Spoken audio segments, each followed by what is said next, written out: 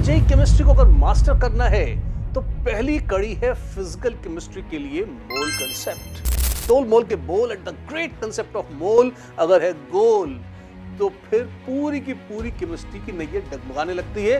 क्यों? क्योंकि हम क्वेश्चंस करते हैं, हमको लगता है क्वेश्चंस नहीं हो रहे हैं, कॉन्सेप्ट समझ में तो आ रहा है, तो जब हम एग्जाम में जाते हैं कुछ गोल हो जाते हैं। क्यों?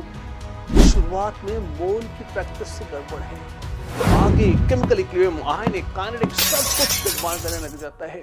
इसको मास्टर करना है तो the best way is start with mole concept, make it solid. और जब तक ये अच्छा नहीं होगा तब तक दिक्कत आती ही रहेगी। तो सबसे पहले सब कुछ छोड़कर 2 हफ्ते डिवोट करो और मोल को कर लो चकाचक। कैसे? नीचे दिए गए लिंक पर क्लिक करो, हमारे वेबसाइट पे जाओ, देखो कि मोल के कोर्स में पढ़ना क्या क्या होता है और क्या क्या चीजें उपलब्ध हैं। जस्ट 2 वीक्स का वक्त लगेगा और आपके बेसिक्स बिल्कुल मजबूत हो जाएंगे and you would be set on your path for mastering IIT-JEE chemistry. Click, join and master.